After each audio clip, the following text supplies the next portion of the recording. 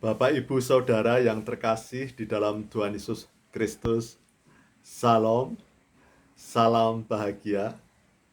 Pada kesempatan ini perkenankanlah saya hendak sharing pengalaman kehidupan yang bertemakan hidup kekristenan di zona nyaman. Pada dasarnya, setiap orang senang dengan kondisi hidup pada tataran zona nyaman. Setiap orang enggan, tidak suka kalau terusik hidup dalam kondisi zona nyamannya. Karena namanya saja zona nyaman, hidup yang nyaman. Pastilah setiap orang berusaha dapat hidup dalam kondisi atau posisi hidup nyaman. Jadi sesuatu yang wajar, setiap orang memang mengejar impian dapat hidup dalam posisi yang nyaman. Jadi ketika seseorang diusik zona kenyamanannya, maka pasti akan berusaha menghindar atau menolaknya. Akan memperjuangkan kondisi zona nyaman di dalam kehidupannya. Lalu bagaimanakah zona nyaman itu? Zona nyaman memang sesuatu yang baik-baik saja, tidak salah. Tetapi pada kenyataannya, zona nyaman bisa menjadi hal yang positif, tetapi bisa juga menjadi sesuatu yang negatif. Oleh karena itu, saudara-saudaraku, bagaimana di dalam Alkitab sudah menceritakan ketika banyak orang, tokoh-tokoh di Alkitab yang di masa awalnya begitu baik kepada Tuhan, pada awalnya baik kepada Tuhan, selalu taat dan setia kepada Tuhan, lalu kemudian mendapatkan posisi zona nyaman dan kemudian justru menjadi tidak taat dan setia kepada Tuhan, dan kemudian hidupnya menjadi tidak bahagia.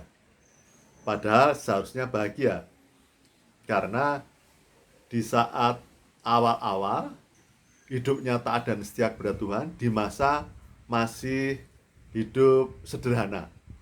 Tetapi ketika hidupnya semakin sejahtera, kedudukan posisi jabatan semakin tinggi, kemudian memiliki kekayaan, justru hidupnya menjadi tidak bahagia dan jauh dari Tuhan. Banyak contoh di Alkitab. Raja Saul, kemudian juga Daud, Salomo, anak-anak keturunan Salomo, juga banyak raja-raja di Israel maupun Yehuda yang juga kemudian menjadi tidak bahagia dan jauh dari Tuhan. Tetapi bersyukur bahwa Daud menyadari dan kemudian kembali untuk selalu taat dan setia kepada Tuhan. Maka Tuhan berkenan atas hidup Daud. Saudara-saudaraku, maka di dalam Alkitab diceritakan bagaimana Tuhan melawat para kekasih Tuhan agar tidak selalu hidup dalam zona nyaman. Tuhan berkenan untuk menyelamatkan mereka. Memang ketika zona nyaman ini diusik, jelas sesuatu yang tidak membahagiakan. Bisa dengan waktu yang lama, bertahun-tahun, saudara-saudaraku. Jadi kalau saudara-saudaraku merasa saat ini menderita, merasa dalam perjuangan kehidupan, jangan patah semangat, saudara-saudaraku. Karena apabila kita sungguh taat dan setia kepada Tuhan dan tetap berjuang, maka segala kepedihan, perjuangan itu akan menghasilkan berkat kebahagiaan. Sebagai contoh, Abraham. Abraham adalah dari keluarga yang kaya, yang sudah sejahtera, mapan, dan nyaman di kotanya, di tanah kelahirannya. Tetapi oleh Tuhan, Abraham dan keluarganya diminta untuk pergi, untuk meninggalkan kenyamanannya. Dan luar biasanya Abraham taat dan setia untuk meninggalkan tanah kelahirannya, untuk meninggalkan zona kenyamanannya. Tetapi ada juga kekasih Tuhan yang harus dipaksa untuk meninggalkan kenyamanannya. Seperti Yusuf. Yusuf anak orang kaya, kemudian memang dimanja sehingga kakak-kakaknya menjadi dengki iri. Kemudian Yusuf dijual menjadi budak. Bayangkan saudara-saudaraku, di masa itu budak bagikan bukan manusia, bisa diperlakukan apa saja. Dan kemudian Yusuf harus hidup dengan terlunta-lunta, dengan penuh perjuangan. Difitnah, masuk penjara, dan berapa lama di penjara. Tentu tidak hanya sebulan 2 bulan. Tetapi Yusuf dipaksa dan terpaksa untuk menerima kondisi tersebut dengan kepasrahan, dan pada akhirnya Tuhan berkenan untuk memberikan berkat kemuliaan pada Yusuf. Demikian pula Abraham, ketika taat dan setia untuk meninggalkan zona kenyamanannya, kemudian Abraham menjadi bapa orang beriman di dunia ini. Saudara-saudaraku, kemudian juga Musa. Musa sudah dianggap sebagai anak Fir'aun di dalam kerajaan yang begitu luar biasanya di Mesir. Begitu nyamannya Musa. Namun harus dipaksa untuk meninggalkan kenyamanannya dan menjadi tokoh yang luar biasa di dalam Alkitab. Jadi saudara-saudaraku, kita akan bisa melihat bahwa zona nyaman akan menjadi hal yang negatif ketika kita terlena dengan zona kenyamanannya itu. Kita bisa merasakan nyaman menjadi orang Kristen, nyaman beribadah, nyaman pelayanan. Tapi kemudian lama-lama karena saking nyamannya pelayanan, hidup menjadi Kristen bisa menjadi terlena.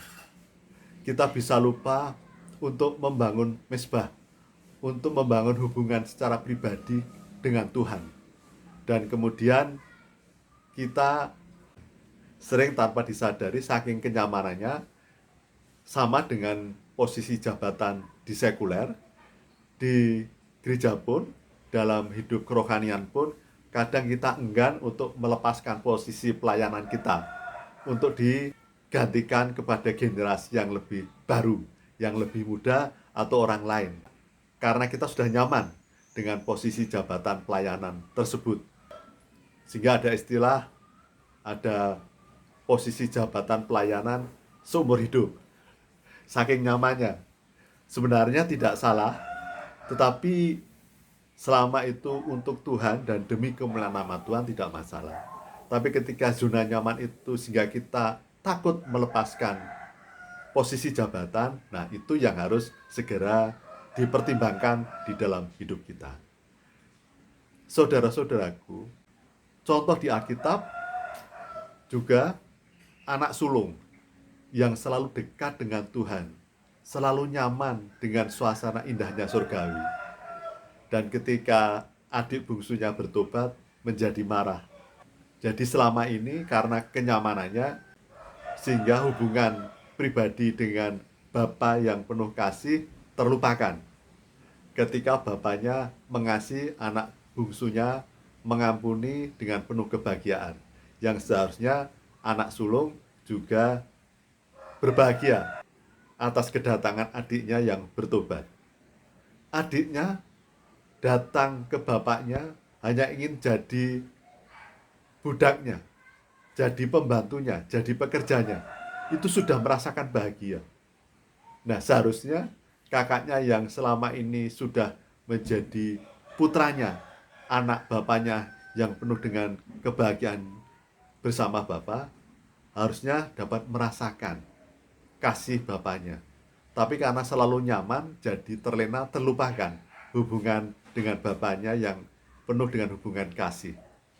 Nah itulah saudara-saudaraku, maka mengapa kita harus selalu melihat kondisi zona nyaman kehidupan kita, agar kita tidak menjadi terlena.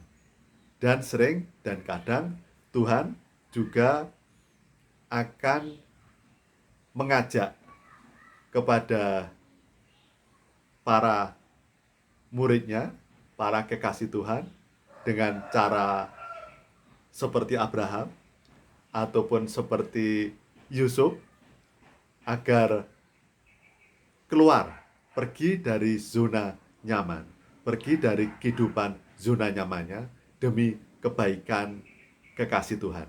Jadi saudara-saudaraku, ketika tiba-tiba hidup kita yang selama ini hidup nyaman, tenang, tiba-tiba terjadi sesuatu yang berbeda, maka jangan menjadi patah semangat, karena justru itu adalah rancangan kebaikan, rancangan damai sejahtera, damai sukacita dari Tuhan.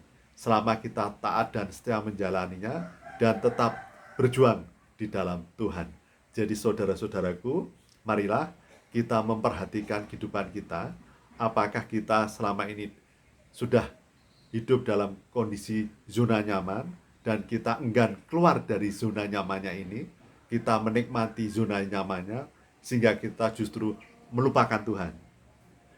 Maka marilah kita rela melepaskan zona nyamannya, apakah itu posisi, kedudukan, dan kita kembali kepada hakikat hidup kita untuk memuji dan memuliakan nama Tuhan dalam kehidupan maupun di dalam pelayanan.